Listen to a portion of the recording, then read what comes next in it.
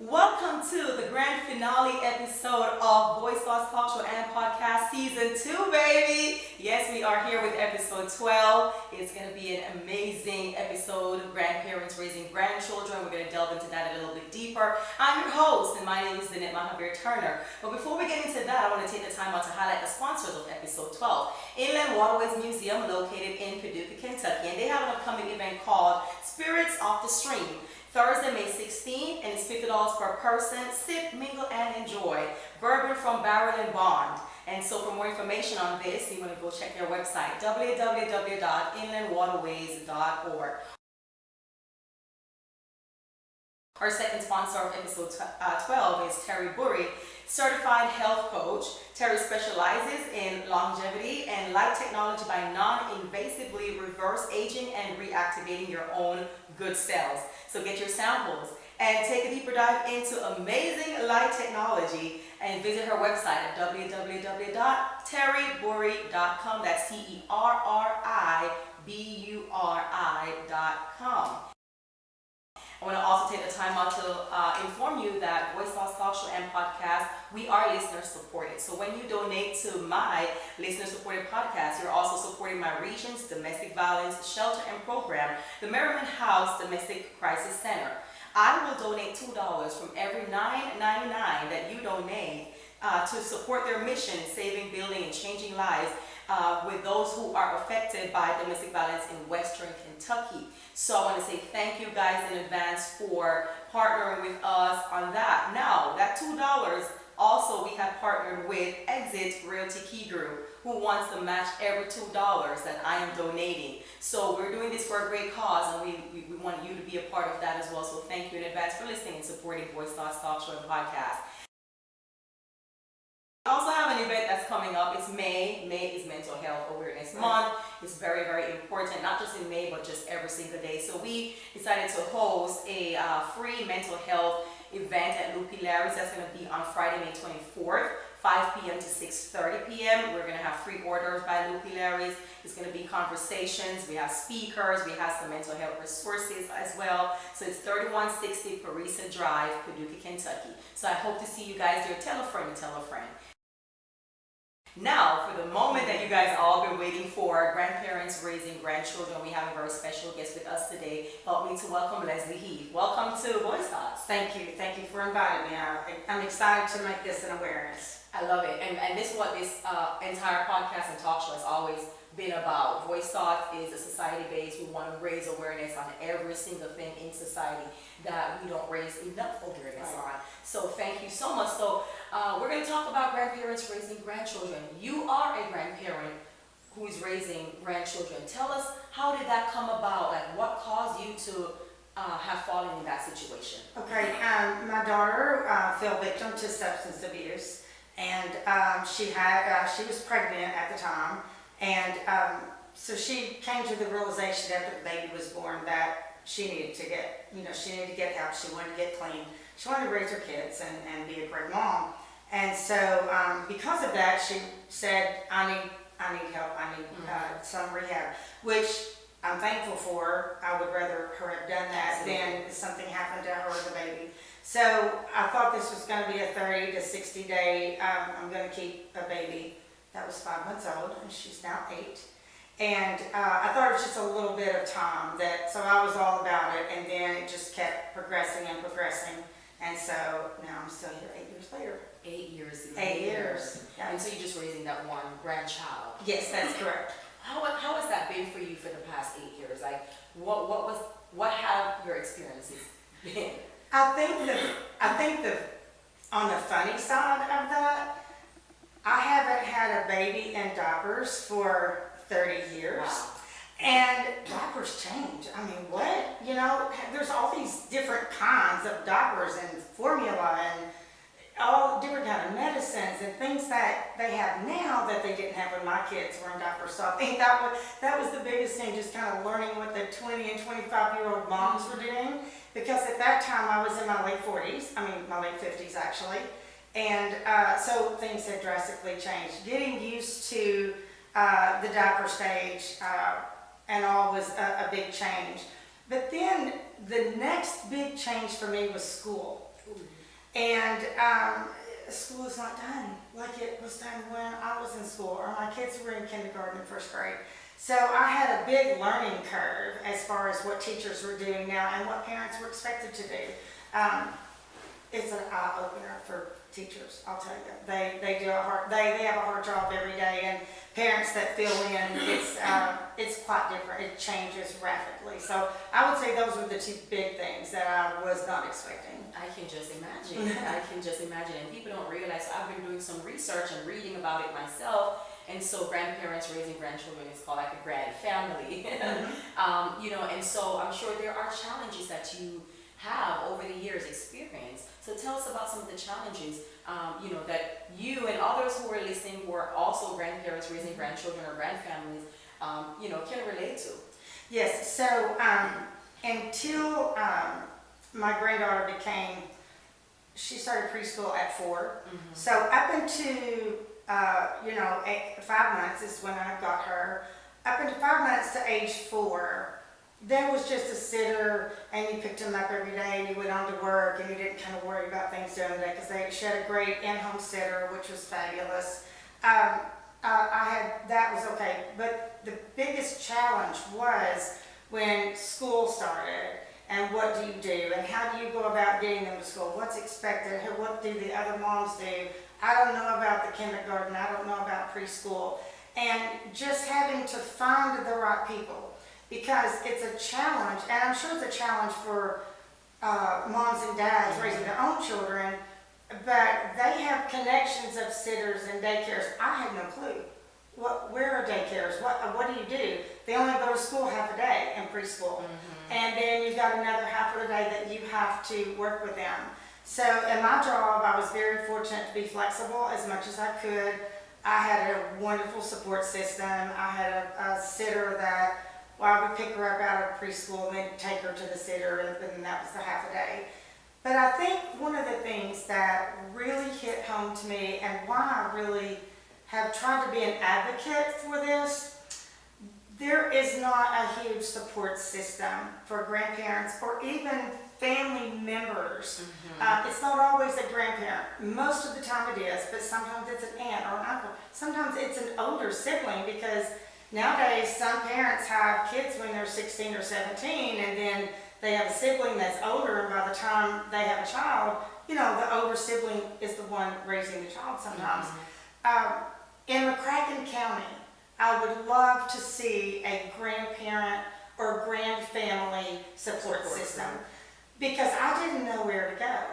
I was not aware at school. I called them guidance counselors when I was in school forever ago. Now there's resource centers. But I didn't know how to access that. I didn't know the right questions to ask until it hit me in the face. I'm like, oh goodness, I needed that, and I didn't even know it. So I also know that there isn't funding for grandparents or families, and unless you're already in that system where you are getting some kind of governmental funding, but still it's not enough, because they're not your own child. The other thing was insurance, because unless I adopted, I couldn't get health insurance for my child. So that's a big thing. I have a dear family who is a dentist that, when I started this journey, even before she got teeth, they were like, we want to do all of her dental until she's 18. I'm like, what? And they said, yes, this is from us to you. This is what we want to do. So the dental part was a good thing. I was just worried about the health part and all that, but I worked it out. Everything, everybody has resources you pull from. But I think the biggest thing is when you get into this, you find yourself in this life place, you need to know where to turn, and a lot of people don't. The biggest thing was when my granddaughter started kindergarten. I was like, I don't even have a clue what happens in the kindergarten class anymore. I don't know how to register. They're like, you have to fill out all these forms online. I'm like, okay, so I don't know how to answer all those. They were very helpful. But at that time, I'm like, where's the funding for this? Where do I get this? How do I get that? And I thought, I was so embarrassed to a point that I thought, I am the only person that has a kindergartner, that their grandparent, she's going to be embarrassed that it's her grandma, you know.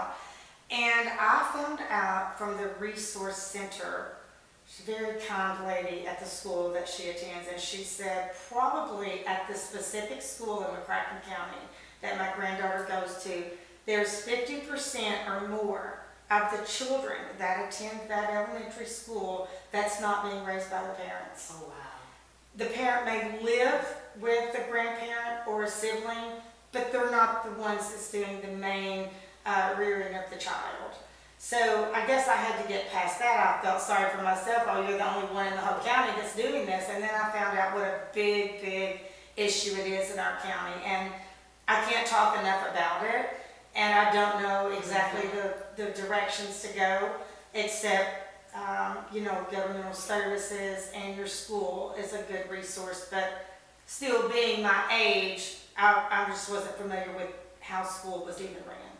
Thank you so much for sharing. That's such an eye-opener, and I don't think, you know, those of us who are not in your shoe completely understand the extent and, you know, the anxiety that comes with it, and, you know, just being uncertain about how to go through. So, like for me, you know, when I was becoming a mom, you know, you have the excitement, but you're also preparing for the different steps and stages of that child's life. Mm-hmm. You know, so you are, you know, looking forward to the kindergarten stage. You're looking forward to all these different stages, you know, that comes with it because you are now a parent. But here you are, you fell into a situation that was beyond your control, and so, you know, your grandchild was in a certain situation, and now you had to step up and be the parent. You know, and so, as you mentioned about the lack of support groups, the lack of resources, you know, in this particular county, and many other counties probably across the nation that, you know, people can say, hey, I can relate to that. I wish there was something in my particular county. So this is a nationwide podcast, and we're raising awareness. And so I thank you so much for coming on this show and raising awareness about the challenges faced. And I was doing some research, and I realized as well, there's so many reasons why people have to understand. There are many reasons why a grandparent may be the person raising a grandchild. Correct. You know, I mean, it could be from teenage pregnancy, you know, it could be from, you know, as you said, like substance abuse, child abuse, so many different reasons why. Incarceration, so many different things that can cause that. But the good thing is that somebody stepped up and that child didn't fall into the system, you know, and that breaks my heart more. And I understand, you know, with grandparents is, you know, I want to talk about another challenge that you may have not mentioned yet, but you know, people look forward to retirement or an easier life, and now you're at this age where you normally would be able to, like, okay, I'm going to go out with my friends, but now you're like the parent, and I know what that feels like because I have to think about who's going to babysit my child while I do something, while I go somewhere, or I can't go if she can't go with me. Right. So how is that for you? You know, how do you absorb and I guess accept, you know, that this is your life? Well, after 8 years, I've just come to realize that she's my child. You know, it's part of my DNA now, and this is part of our life. I would say that I had a lot of friends, had a lot of family members that stepped up at different times and say, hey, if you ever need a break, call us. But then, you know, if I want to go out to dinner with just my husband, hello, we just want to go to dinner. You feel like that's not a good reason, you know, for someone to babysit. So like, oh, I'm not going to call anybody, I just won't go or whatever. We've gotten a little better at that. We actually had a joke about it because fortunately, my granddaughter is very outgoing. I mean, if you're around her, people just gravitate to her. She's just has a personality that does that. So people would see you and they would figure out what, you know, you're having to raise this granddaughter. If you ever need anything, and I would say, hey, tonight I'm doing so-and-so, and I have a bag packed in my car. I keep her a bag in my car with everything that she needs. You want me to go get it? You can take her tonight. So people thought that was really funny that I just always said, you know, I would put them on the spot. I'm taking your offer. I'm taking your offer right now. I keep a bag in the car. So as she got older, she would say, don't say that anymore. That's embarrassing. You know, because she's like trying to put her off or whatever. But, you know, the child has to adapt to. And I think the challenges that some people might have would be becoming the grandparent that's raising the grandchild when they're 4 or when they're 9 or when they're 12, and they spent all this time in a home with their family, and all of a sudden they have to adjust to you. So I would say that is a huge challenge for a big part of our system where grandparents are, raising grandchildren. Fortunate or unfortunate for me, I got her when she was 5 months old, so she didn't know any different. Her room was always her room. I was always the person, picking her up at babysitter. My husband was always the pawpaw that was doing this or doing that. And she called us that, but she would recognize her mom and dad, that she would have interaction with them. I was fortunate enough that my daughter, still stayed active in her life, but we kept thinking the next year, she's going to call and say, I'm ready for her to come live with me. And right or wrong, that never happened. And when it did happen, we weren't happy with the situation that she would be going to. Not that it was bad, it was just that, I don't know, she was like 5 at that time, and thinking about her going into a whole different scenario of life, we were just like, we're good right now. So I think it's stuck with us.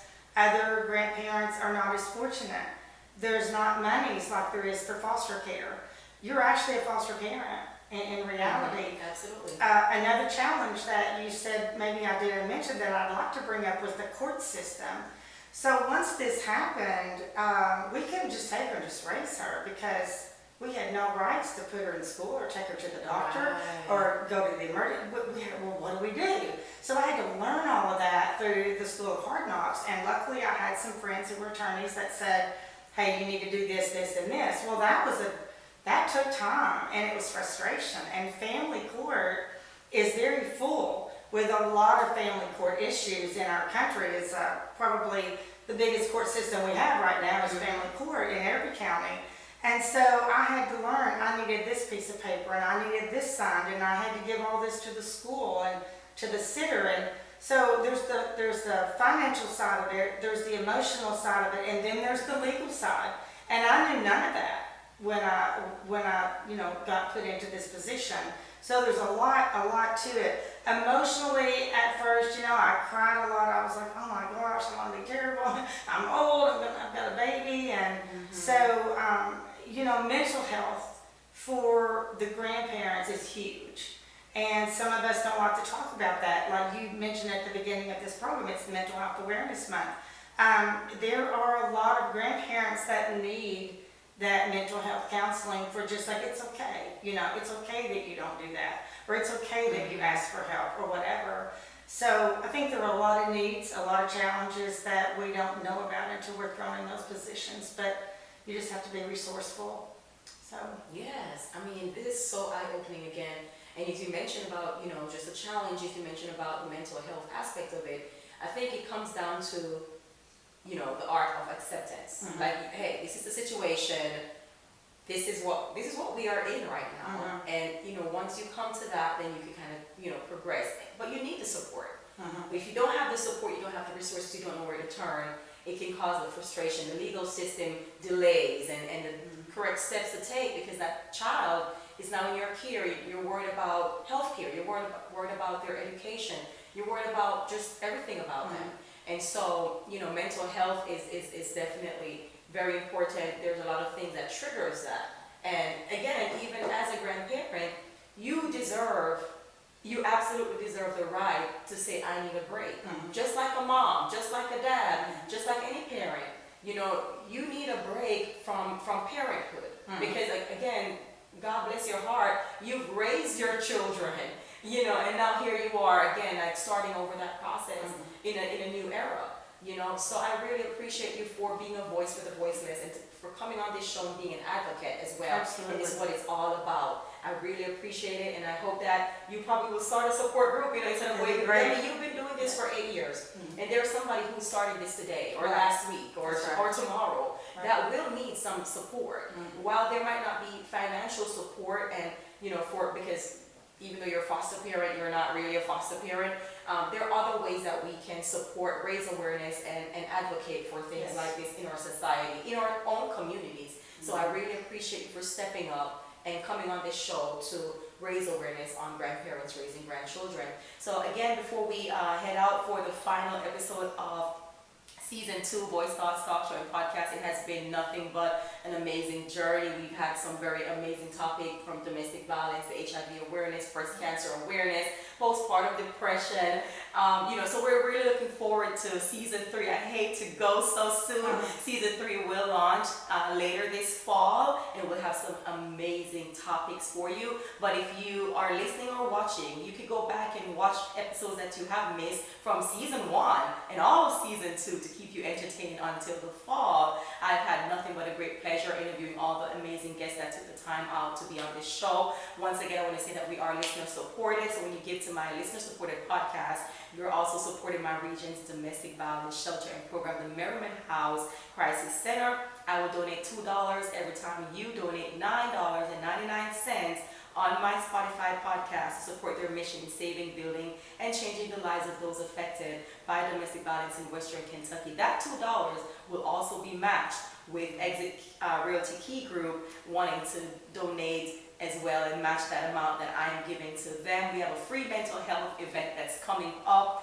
that Voice Thoughts is hosting on Friday, May 24, 5 p.m. to 6:30 p.m. at Loopy Larry's, and the address is 3160 Carissa Drive, Paducah, Kentucky. All are invited. Tell a friend to tell a friend. Let's raise awareness on mental health. We will have mental health resources. We'll have some great speakers and just great conversations. So come out and see us. Once again, I want to take the time out to highlight the sponsors of episode 12, Inland Waterways Museum in Paducah, Kentucky, with their upcoming event called Spirits of the Stream on Thursday, May 16th.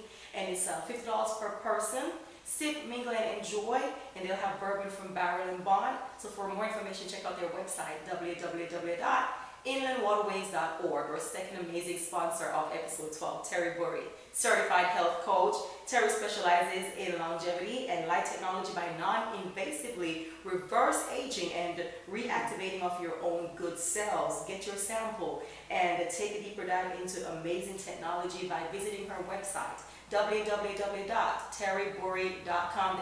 Thank you to all the amazing Compact partners of Season 2, the amazing sponsors, and to our main sponsor, Inland Waterways Museum. This all was possible because you allowed us to use your space. Again, thank you for all the guests that came on this show. Thank you for to my amazing husband. He hosted last episode 11, because I lost my voice completely, but it has been a great journey.